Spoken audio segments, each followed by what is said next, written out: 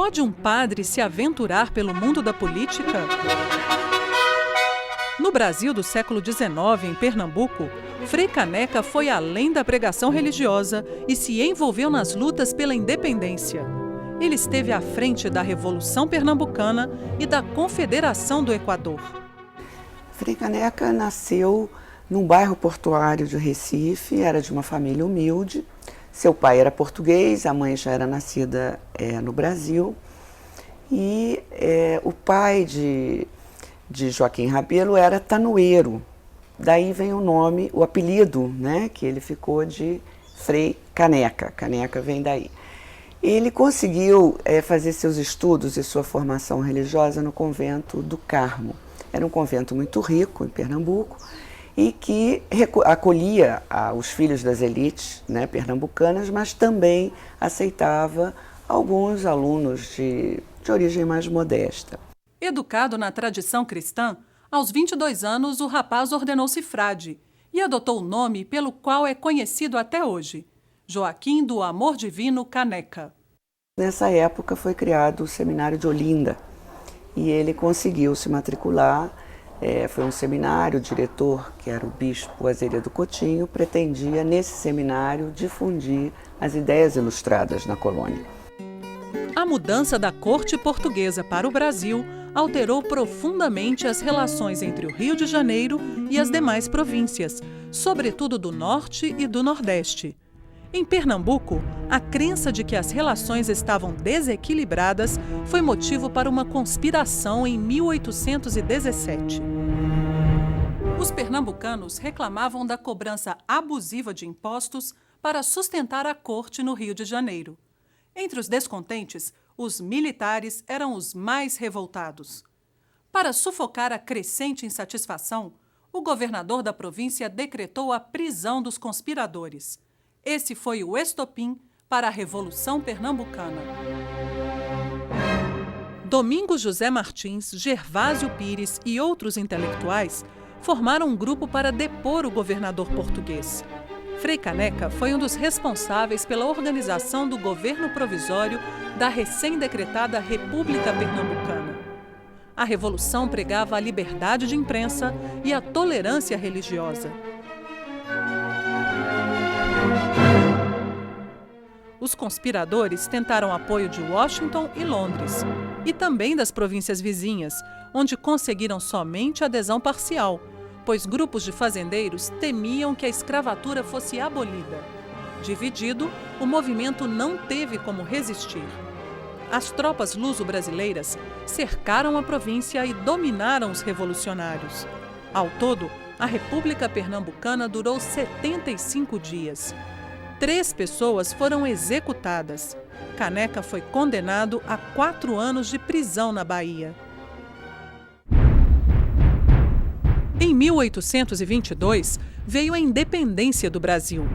Defensor da instalação de uma república constitucional, Caneca acreditou que Dom Pedro seria um representante dos pensamentos liberais. Mas quando o imperador convocou o exército, fechou a Assembleia Constituinte e outorgou sua própria Constituição, o Frei se rebelou. Para ele, a soberania do povo viria em primeiro lugar.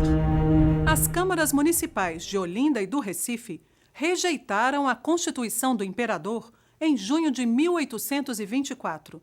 Em contrapartida, Dom Pedro nomeou um novo presidente para a província, desconsiderando a escolha feita pelas instâncias locais. O impasse abriu caminho para uma nova revolta em Pernambuco. Frei Caneca defendia que as províncias fossem autônomas e legitimamente representadas no governo central. Sua postura esteve traduzida nos textos publicados pelo Tifes Pernambucano, jornal fundado por ele. Assim como Cipriano Barata, Caneca usava a palavra para expressar a resistência das províncias frente à postura despótica de Dom Pedro. Em 2 de julho de 1824, foi proclamada a Confederação do Equador, reunindo desde a Bahia até o Grão-Pará. A conspiração previa um projeto republicano radical e era apoiada pelas classes populares urbanas, negociantes e alguns fazendeiros. O projeto constitucional da nova República priorizava o poder legislativo e suspendia o tráfico negreiro no Porto do Recife. Por restringir a escravidão, o movimento não conseguiu criar um consenso, pois atingia em cheio os interesses rurais, como já ocorrera em 1817. As divergências acabaram por enfraquecer a Confederação. Dom Pedro determinou o bloqueio do Recife por uma esquadra, ao mesmo tempo em que tropas invadiram a província por terra. Ao lado de outros revolucionários, Caneca organizou a Divisão Constitucional da Confederação do Equador, reunindo 3.000 homens, mulheres e crianças. O grupo empreendeu marcha em direção ao Ceará, mas recuou antes de atingir o destino. Derrotado, o movimento conspiratório se dissipou. Frei Caneca fugiu para o Ceará, onde foi preso. De lá, foi conduzido para o Recife e condenado à forca. A execução foi conturbada, pois o carrasco se recusou a enforcar um frade. Despojado das ordens religiosas, Caneca foi fuzilado em 23 de janeiro de 1825, na Fortaleza das Cinco Pontas. Sei que traçar no papel é mais fácil que na vida. Sei que o mundo jamais é a página pura e passiva. O mundo não é uma folha de papel receptiva. O mundo tem alma autônoma, é de alma inquieta e explosiva. Mas o sol me deu a ideia de um mundo claro algum dia. Por ser um dos pensadores mais atuantes de sua época, além de ardoroso defensor da autonomia e da liberdade, Frei Caneca é um dos construtores do Brasil.